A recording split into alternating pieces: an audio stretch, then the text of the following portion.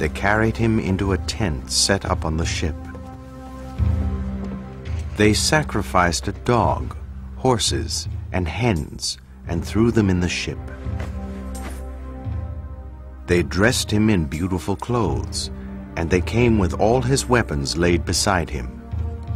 His skin had turned all black due to the cold in the country. And they asked his slave girls, "Who wants to die with him?" One girl said yes, and I looked at her, and she looked completely confused. An old woman that was called the Angel of Death now forced the slave girl into the tent where her master lay. The men outside started beating their sticks on their shields so that the sound of her screaming would not be heard, lest the other girls be too frightened to seek death with their masters. The wood they had prepared under the ship was set alight. Then a strong and frightful wind blew up, and before an hour had passed, ship, wood, slave girl, and chieftain had all turned to ashes and then to dust.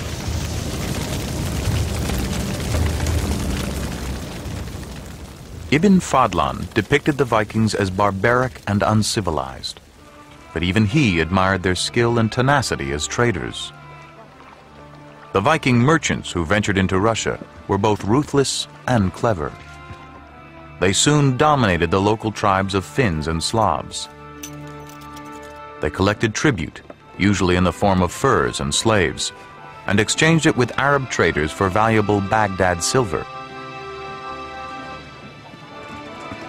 The trade networks they built gradually helped unify the eastern lands, once divided by many languages and cultures, into a cohesive unit.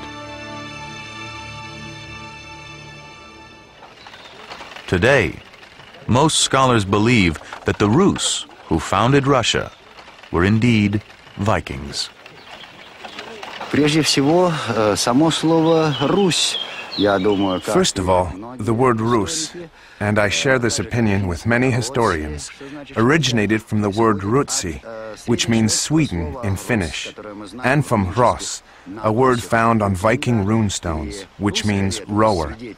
The Russian chronicles reveal that Rus, the designation of the Eastern Vikings, referred to the military crew that rowed the ships on which the Viking princes arrived.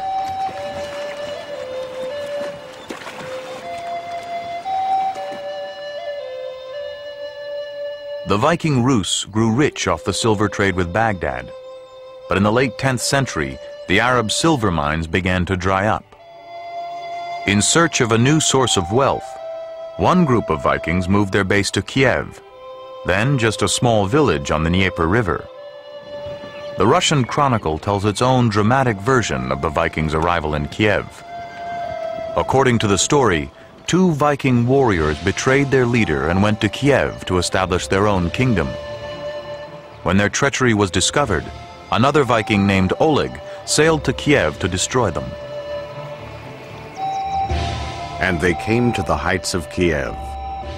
Oleg let his men hide in the longships while he sent for the traitors, saying, "We are merchants from your own country on our way to the Greeks. Come and visit us."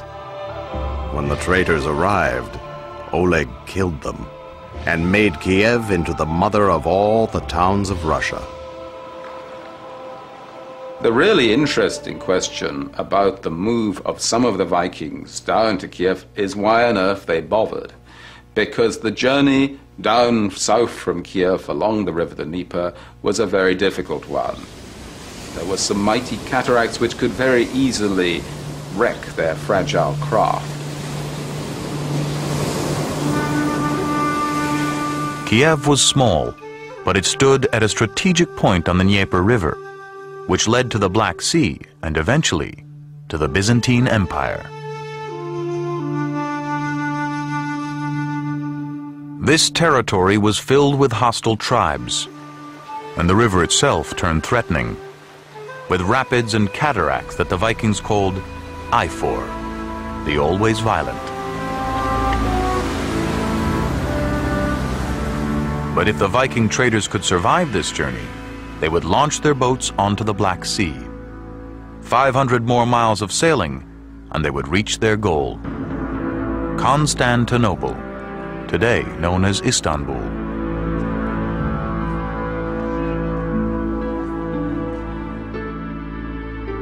During the Viking Age, Constantinople was the capital of the Byzantine Empire.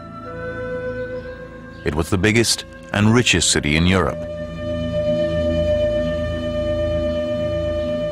A Viking visitor can't have seen anything like this before. Constantinople was a megalopolis. It was a great city by modern standards. The population was maybe 100,000, maybe 500,000, and it had mighty Roman walls. In a way, it's best to think of it as a kind of time warp. This was the Roman Empire still existing, still with Roman legions, still with Roman titles, and a kind of Roman Empire. In fact, the Byzantines called themselves Romans. The Vikings were impressed by Constantinople, but not intimidated. They launched several attacks against the city. The Russian Chronicle describes a campaign carried out by Oleg in the year 907. Oleg came to Constantinople with 2,000 ships. The citizens closed the straits and took shelter inside the city. Oleg commanded the Rus to put wheels on their ships, and with good wind, they headed against the city itself. The Rus committed innumerable killings outside the city walls, tore down palaces, and burned churches. They killed or tortured their prisoners.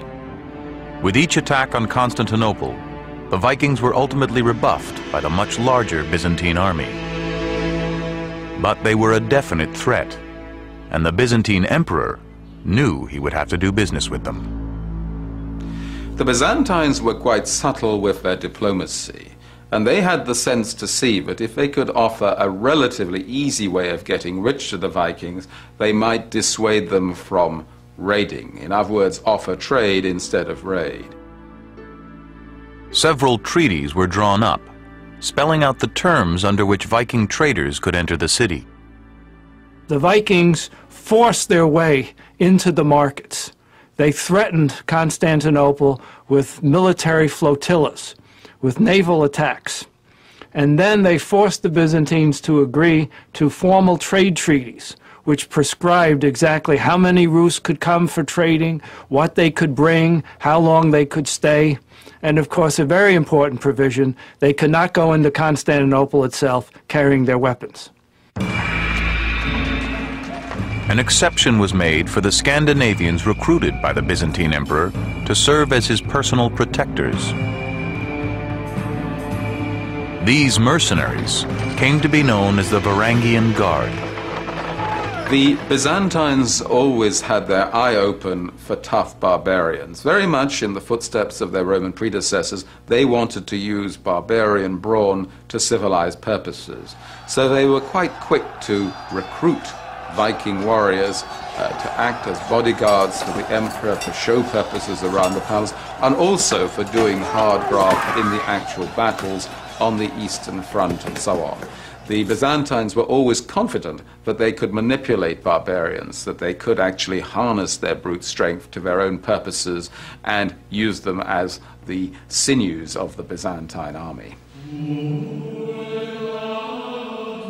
Among the many decorative mosaics found in Istanbul are traces of the Viking mercenaries. These mosaics are part of the great palace, Justinian's palace, in a large courtyard. And among them, there's a portrait of a northerner, a blonde northerner. And this mask is believed to be a Viking.